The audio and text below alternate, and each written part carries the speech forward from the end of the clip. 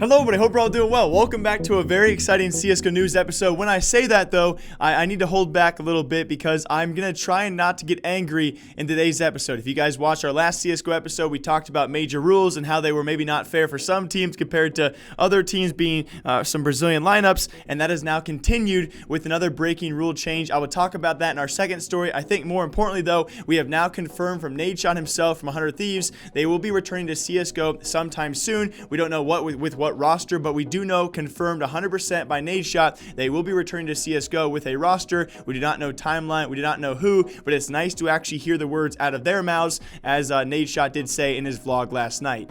Whoa. This is why I can't vlog, because nothing we do in here I can ever talk about. You can show everything but the screen. We're getting a CSGO team, is basically what I'm telling you. We're getting a CSGO team. We're getting a CSGO team. It's out there now. We're going to be in CSGO. 100Thieves is coming.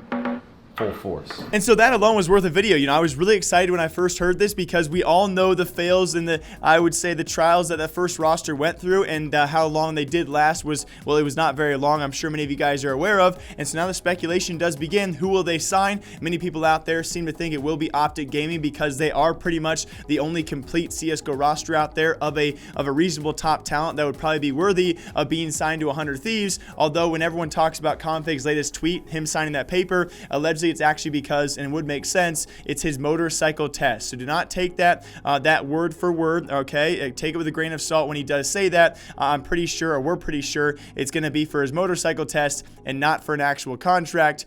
So that was misleading as frick. But that's not to say OpTic Gaming is certainly not an option for this 100Thieves roster. You would think, though, with all the funding they have, they'd try and actually bring back a team who could consistently crack the top 10, which I don't think a lot of us see that OpTic is that team. But it very well could be, because like I said before, they are the only current complete roster out there, at least, that would probably be worthy of that signing to 100Thieves. Now, also to mention, though, we have rumors out there based off clips. If you guys have been watching the minors, we'll talk about that come Monday. The minors have been very heartbreaking for some European teams out there, so my heart goes out to Mike Lilly and his team, Team No Chance. But with that being said, you know, we have, of course, the Americas minor, and it's actually Team Sharks with KNG on that roster, not doing very well, and so rumors do have it that apparently KNG could be leaving that roster. Will he go to MiBR? I would hope he would be, but he could go elsewhere, because the thing about this as well, Cold Zero will also be a free agent, or could be potentially bought out of his contract. He won't be a free agent for quite some time, so he could still be bought out by a big organization like 100Thieves.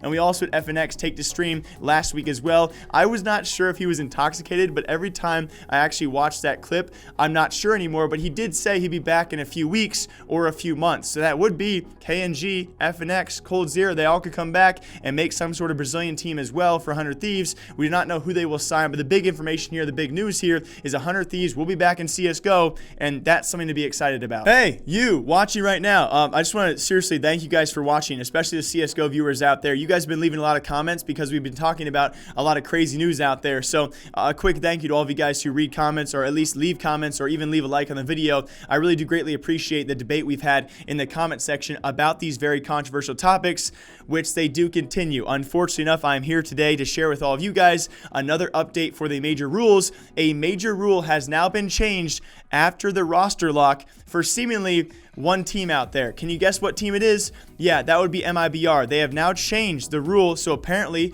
it will be emergency transfer, or that will be considered one for MiBR, which they can actually now use their coach Zeus in place of Cold Zero. That's all they changed. Yes, they are now allowing one team to take advantage of this new rule, and yes, you can now have a coach sub in for a player. It's considered an emergency enough to actually have that go through. And so with that being said, Zeus will now be back in the MiBR roster, and Cold Zero will not be allowed back to play.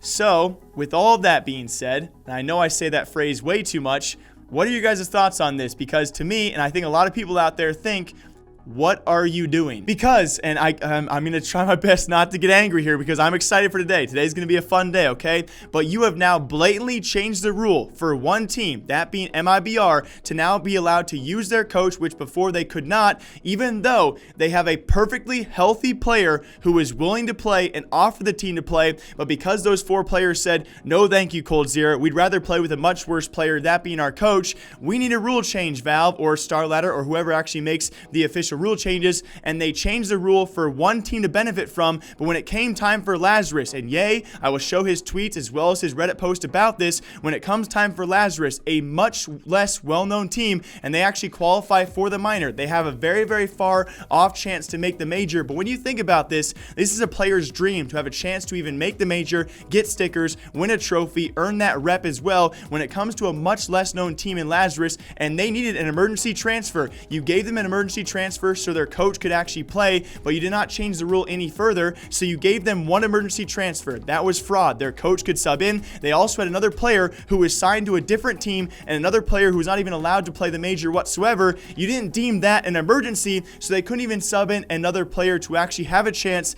at the minor. So you bend the rules for one team who did not even need a rule change. When it comes to a team like Lazarus, who very clearly had troubles and needed a rule change, that one extra rule change, you didn't do it for them. And as you guys could probably tell, I got excessively more and more angry as I explained that, but I feel so utterly bad for a team who is much less well known in Lazarus, who needed that extra rule change.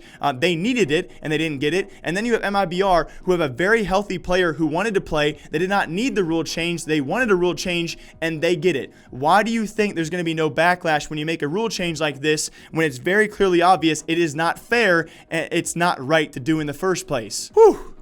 I'm sorry about that, guys. I hope you all enjoyed today's episode of CSGO News. I'll be back here Monday breaking down the minor results because it's been crazy. I'm going to change subject completely because I want to leave that in the past, what just happened. If you guys want to leave a comment about that, feel free to. I read all the comments. You guys are usually very insightful on the topic.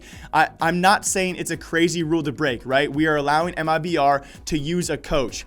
Big deal. But the fact is, you changed the rules for one team after the roster lock, and you didn't change it for another team that needed that rule change. So it just seems very unfair and not right to me. Again, I'll be back here Monday, guys, breaking down the minors because the minors have been absolutely insane to watch. I love this time of year. Let's all enjoy it together. 100Thieves is coming back. MiBR gets all the rule changes they want, and the minors are continuing on as I do speak. I hope you guys all enjoy your day. Have a great, safe weekend. I'll be back here Monday breaking down more CSGO news, and back here all next week breaking down esports news. As always, thank you for watching. Keep it cool, keep safe, drink coffee. I'll see you guys soon.